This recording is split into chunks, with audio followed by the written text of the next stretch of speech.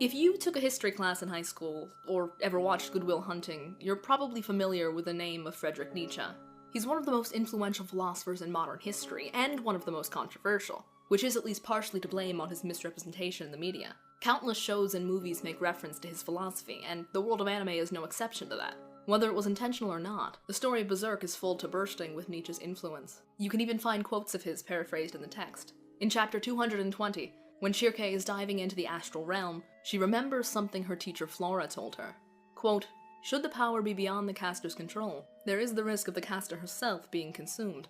Don't forget, when you gaze into the darkness gazes back into you." Unquote. This line is an obvious reference back to one of Nietzsche's most famous quotes from Beyond Good and Evil. "He who fights with monsters should be careful lest he thereby become a monster. And if thou gaze long into an abyss, the abyss will also gaze into thee." This idea of becoming one of the monsters you fight against directly relates to Guts. He's full of rage and hatred toward Griffith, and spends a good portion of the story tracking down and slaughtering apostles in order to get to him.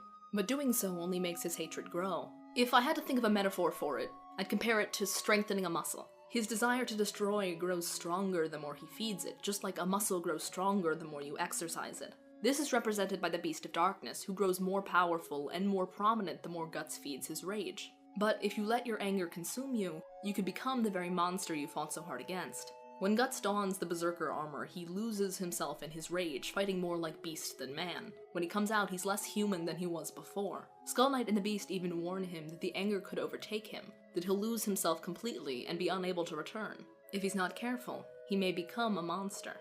Like the Beast of Darkness tells him, he may become like Griffith, so consumed by his goal that he trades away his humanity to achieve it. Griffith himself embodies many of the characteristics Nietzsche valued in a person. He believed that not all people are created equal, that all of us fit into one of two categories: the higher men, or the herd. As the name implies, the higher man is on another level than those of the herd. What separates the two is a goal, what Nietzsche referred to as a unifying project in life. This project, possessed by the higher man, isn't a small one either. It's one whose effects will continue to be felt long after his death. This description is a perfect match for Griffith. Griffith has a dream, he wants his own kingdom, a goal he spends the Golden Age arc of the manga fighting for. His ambition is what sets him apart from the other members of the Band of the Hawk. In chapter 16, Judo says of Griffith, "Just when you think it looks like he's got some strange wisdom, he seems just like a kid. Just when you think he has a spine-chilling look on his face, he smiles innocently like a baby. Is he a child or an adult? A good guy or a villain? I don't really know what he is, but something about him is different from us. I can't really describe it. It's not just his swordsmanship or his tactics. Ordinary people like us don't understand Griffith. It might take him longer than a lifetime to achieve it, but I guess he might have some kind of conviction." Just like the Band of the Hawk doesn't truly understand Griffith, the herd doesn't truly understand the higher man. It's something beyond their reach. In A Will to Power, Nietzsche writes, "There is a solitude within him that is inaccessible to praise or blame, his own justice that is beyond appeal." It was also Nietzsche's belief that the higher men shouldn't busy themselves with members of the herd. You couldn't be friends with someone lower than you. All company is bad company, except the company of one's equal. This idea is directly paralleled in Griffith's speech about friendship. He states that for him to consider someone his friend, that person would need to be an equal to him and have a dream of their own. He can't be friends with someone who clings to the dream of another. And that's another distinction Nietzsche makes between the higher men and the herd. The higher man relies upon himself, unlike the herd, who must cling to others to survive. When Guts is sitting on the hill with Casca, looking out at the bonfires below, he remarks that the individual flames are like the individual dreams of each of the hawks. But they cast aside their own dreams, throwing their small flames into the inferno that is Griffith and his dream. They cling to that larger dream, that larger sense of purpose. They cling to Griffith so their flame won't go out. Guts criticizes these smaller flames, calling them weak for relying upon a larger one. That same motif comes up again in chapter 169, literally called Those Who Cling and Those Who Struggle. In it, Guts is dueling with Mosgus, who's trying to kill Casca because he thinks it'll stop the monsters. He asks Guts why he doesn't care that so many people will die because of one woman. Guts responds with, "All they do is pray. Every last one of them. When the fire's under their own ass, all any of them do is bow down. Tens of thousands of people shouldn't cling to just one woman." In the same arc, Farnaz realizes she can't just cling to Father Mosgus and her faith. She has to pick up a torch and fight for herself. Nina decides she can't keep clinging to Luca, so she goes off on her own with Yohim to start a new life where she can rely upon herself. Even in chapter 196, when Guts is training with Isidro, he tells him that he'll teach him the basics, but if he wants to get good, he'll have to use his head and think for himself. It's one of the biggest overarching themes of the story. But when those of the herd encounter the higher men, those people with a purpose who need not rely on others, they can grow envious. They become engulfed in what Nietzsche called ressentiment, a vengeful, petty-minded state of being that doesn't so much want what others have, although that is partially it, as want others to not have what they have. An early example of this would be General Julius, the leader of the White Dragon Knights. He's terrified that Griffith might one day equate him in rank or even surpass him, despite his humble origins. He's jealous of Griffith's favor with the king and even attempts to have him assassinated because of it. If he can't be the head of Midland's strongest army, no one can, even if that means costing them the war by slaying their best chance at winning it. The biggest example, though, would be Nina in the Conviction arc. She resents her friend Luca because she views her as arrogant, but comes to realize that she only hated her because she wanted to be more like her. Where Nina is cowardly, Luca is courageous. Where Nina leans on others, Luca supports herself. I love all of you, but if I stayed with you, I'm sure someday I would hate you again, and hate myself. A person hurts someone just because they're strong, and they hate someone just because they're weak. Nina's able to understand the envy she feels towards her, and uses that envy to realize what she truly wants, to be stronger and more self-sufficient. Nietzsche was a big proponent of envy, looking at it as a helpful tool rather than a sin. He thought that we could use envy to discover what we truly wanted in life, just like Nina did. One of the ways Nietzsche thought the herd coped with their ressentiment was to establish religion. Nietzsche was very anti-religion, especially anti-Catholic. He believed that religion was established by those who, too weak to fight for what they truly want, demonize what they can't have, things that those stronger than them possess, like wealth, sex, and power. They established their own form of morality, one counter to the morality of the higher men. This form of morality was characterized by Nietzsche as slave morality, what he called the danger of dangers. Nietzsche defined slave morality as a system where whatever the higher man values as good is pronounced evil. For example, if somebody wronged the higher man, he'd be able to take revenge, something we see Griffith do with General Julius. But the herd, who are unable to take revenge, instead advocate forgiveness. It's a type of morality made to celebrate what you have and don't want, and demonize what you want but can't have.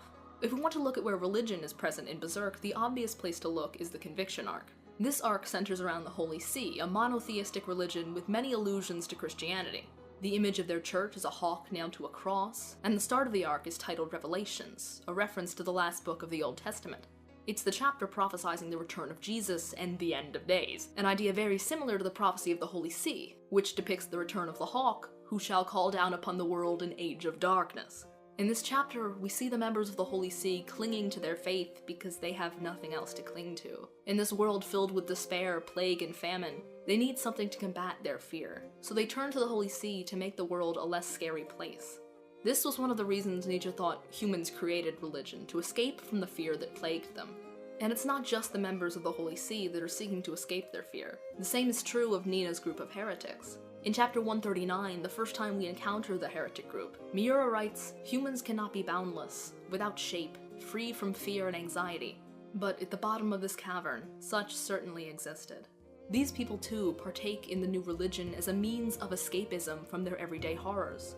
Though this is just my opinion, I think Miura intended to paint these two religions as indistinguishable. That's why they end the same way, with the egg of the New World turning the leaders of both camps into pseudo-apostles, and, all the followers dying. It's his way of saying that no matter what you base your religion off of, no matter what god you pray to, it ends the same way. You're still just deluding yourself.